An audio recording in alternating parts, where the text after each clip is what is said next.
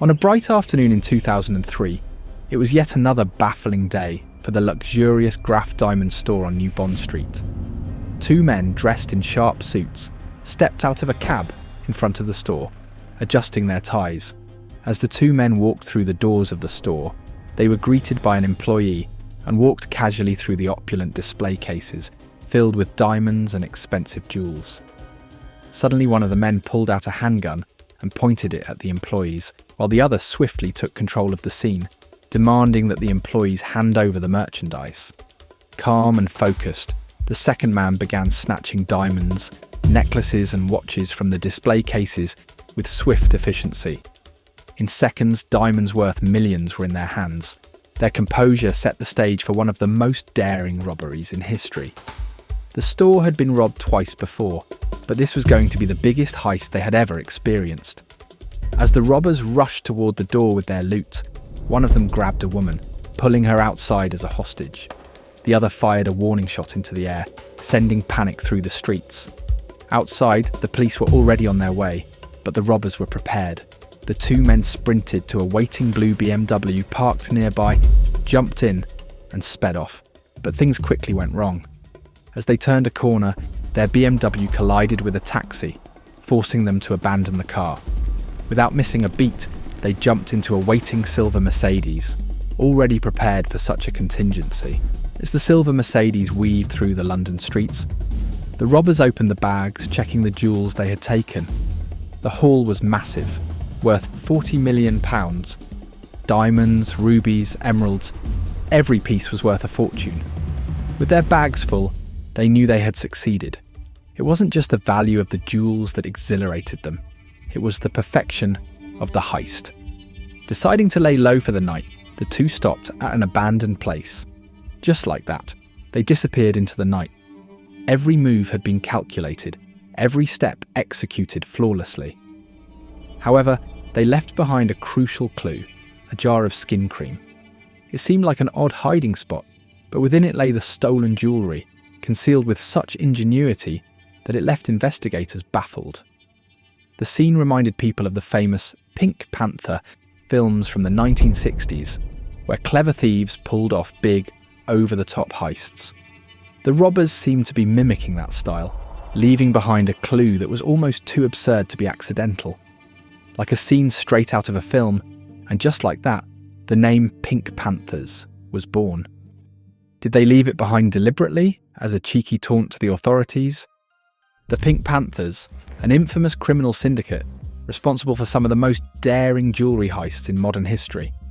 While the group was believed to exist beforehand, it first achieved mainstream attention after they left a clue in a jar of skin cream, as if they wanted people to know who they were, or if they just wanted to make a statement with their bold heists. In the world of organised crime, few names carry the weight and fear that the Pink Panthers did. A group so elusive, so meticulous in their planning, they've become the stuff of legend.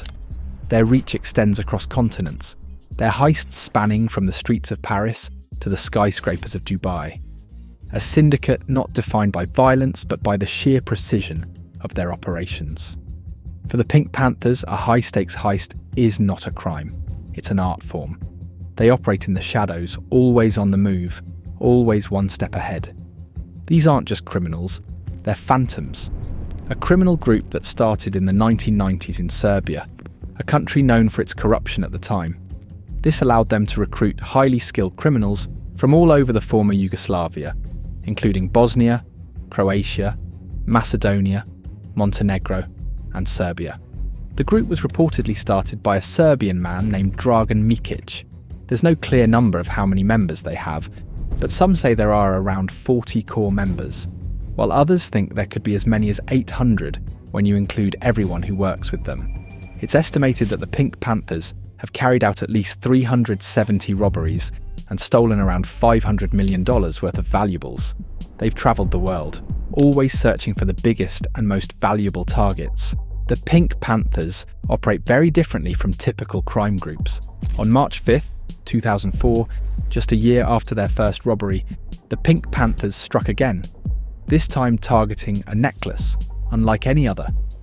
It would be called the greatest robbery in the history of Japan. The target, the Comtesse de Vendôme necklace, a breathtaking 116 diamond masterpiece valued at approximately $31 million. The group of four, made up of a Serbian woman, 2 men, and a Scottish accomplice, entered Japan on valid passports. But these passports weren't their own. They were forged. A few days prior to the heist, Aleksandar Radulovic, posing as a wealthy customer, had already visited the boutique multiple times. He was shown the Comtesse de Vendôme exhibition, the priceless necklace displayed inside a glass case, guarded by an electronic alarm system. On the day of the heist, Radulovic entered the boutique with George Rashovic close behind. The plan was set. Radulovic stood near the glass display speaking to a clerk, while Rashovic, another Serbian man, entered quietly, trailing behind. Radulovic gave a subtle nod to Rashovic, who quickly pulled out pepper spray and sprayed it in the face of the clerk. The clerk stumbled, disoriented. Rashovic immediately smashed the glass case with a hammer, grabbing the Comtesse de Vendôme necklace. Both men, now partially disguised, dashed out of the store, vanishing into the bustling Tokyo streets. The police launched an immediate investigation, with 4 suspects identified: Radulovic, Rashovic, Snezhana Panajotovic, and Dorothy Fasola. The authorities were determined to track down the thieves. Dorothy Fasola, a Scottish woman, handled the logistical aspects of the crime, while Snezhana Panajotovic was responsible for the getaway. The plan was executed flawlessly, with the necklace disappearing without a trace. During their trial, Radulovic and Rashovic made a surprising claim. They said that the Demarki boutique had planned the robbery itself to collect the insurance money because the store was facing financial problems. Radulovic even claimed that the stolen necklace was thrown away in a dumpster in exchange for $100,000 in cash. However, these claims were never proven, and the authorities didn't believe them. Despite their efforts, the Comtesse de Vendôme necklace was never found. By 2010, it was thought to have been broken into pieces and sold on the black market. The Pink Panthers had once again pulled off a daring and perfect heist. The Comtesse de Vendôme, still missing today, became another part of their reputation for being bold and precise. One of the key sources shedding light on their operations was Olivera Kirkovic. Kirkovic is a well-known female member of the Pink Panthers. She was the leader of a team that robbed jewellery stores in Greece. She was arrested twice for her involvement in these crimes. The first time was in 2006, and again in March 2012. On July 12, 2012, she managed to escape from Athens' central prison, running on foot to Serbia. There she gathered her team and planned another robbery in Athens, which they carried out on November 26, 2012. However, she was caught again on November 29, 2012, and sentenced to 32 years in prison. In a later trial, her lawyer got some of the charges dropped. Thanks to a general amnesty in 2017, she only served 5 years in prison. Since then, she has not been in touch with the group. She explained in an interview how the group differs from typical organised crime syndicates, OCGs. Unlike other criminal organisations that may quickly assign criminals to jobs, the Pink Panthers have a unique and highly selective approach to choosing their members for a heist. The process of picking the right people for a job is thorough and can take years. Ron Noble, former Secretary General of Interpol, has pointed out that the structure of the Pink Panthers is unlike that of other organised crime groups. What makes them stand out is their lack of a formal command hierarchy. On any given job, the members involved often have no idea of each other's roles within the group. It's a completely decentralised approach. A person standing next to you on a heist could be someone's first time, or they could be second in command of the entire organisation. No one knows who outranks whom. This lack of clear leadership and a compartmentalised structure makes the Pink Panthers especially difficult to infiltrate or dismantle, as their members operate independently and with minimal trust in one another. The robbery at Graff London was the first known heist where the Pink Panthers made a name for themselves, starting their legacy as one of the most clever and elusive crime groups. This event marked the beginning of their worldwide spree of high-profile jewellery thefts. In 2007, the Pink Panther gang carried out a heist in the Ginza district of Tokyo, A typical afternoon in this high-end shopping area, known for its luxury stores. Inside a prestigious jewellery shop, a few saleswomen were arranging expensive diamonds, necklaces and watches. The store was calm, with soft, elegant music playing in the background. Outside, a sleek car pulled up.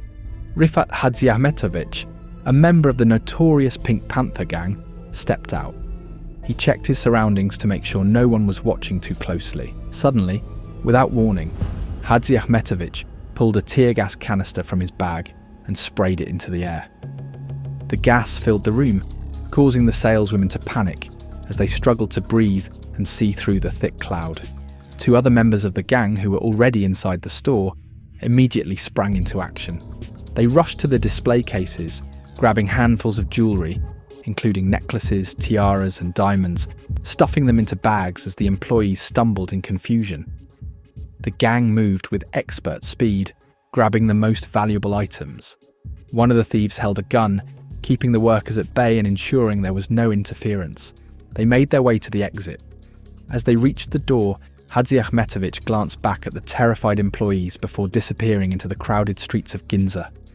In just minutes, the Pink Panther gang stole £2.2 million worth of jewellery.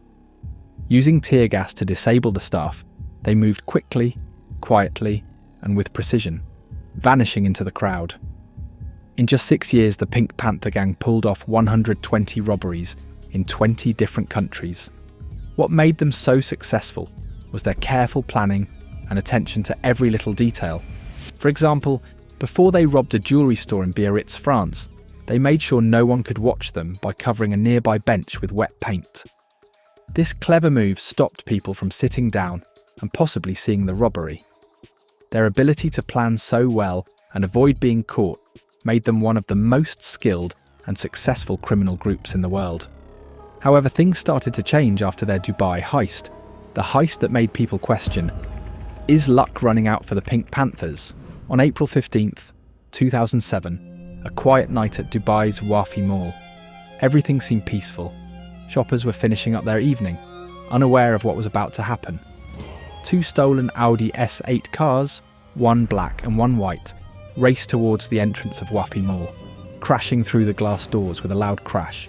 4 masked men, dressed in black, rushed out, ready to carry out a daring robbery.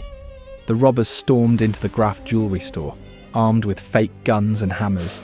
They smashed the glass display cases, grabbing $14.7 million worth of diamonds and jewellery. It all happened, and they escaped in just 170 seconds, about 3 minutes. The group left as fast as they had arrived. After the robbery, the gang fled the scene and drove to a deserted patch of land near 2 mansions, minutes away from the royal palace. They set fire to the 2 stolen Audi cars to destroy any forensic evidence. They then used a third, unknown car to calmly drive away into the night with their stolen goods. The getaway plan almost worked perfectly, but they made one mistake. When setting the cars on fire, they didn't open the windows. This lack of oxygen prevented the fire from burning as it should, and police were able to gather DNA evidence from the burned vehicles. The police found crucial evidence. DNA left at the scene led them closer to the criminals. This evidence eventually linked the heist to Duško Poznan, a Bosnian member of the Pink Panthers, and Milan Ljepoja from Montenegro. Interpol and local police worked together to investigate the gang's activities. Nearby, police found a rented Nissan Sunny that the suspects had used during the heist. The stolen jewellery was still inside the car, further linking the vehicle to the crime. 2 of the main suspects were arrested before they could flee Dubai. They were found to have rented the Nissan Sunny, which connected them to the robbery, while Milan Ljepoja from Montenegro had already fled using a forged passport. Poznan was caught in Monaco after a car crash, and Ljepoja was apprehended after a dramatic police chase on the borders of France and Switzerland. Both were arrested for their roles in the Wafi Mall heist and were later sentenced in Liechtenstein. The Dubai Mall heist marked a turning point for the Pink Panthers. Once known for their bold, nearly flawless heists, the gang's operations began to unravel as evidence piled up and law enforcement closed in. Their reign of daring crimes was coming to an end. After the Dubai robbery, many experienced members of the Pink Panthers started to retire or scale back their activities because the risks increased and security became tighter. The Dubai heist is seen as the start of the gang's decline.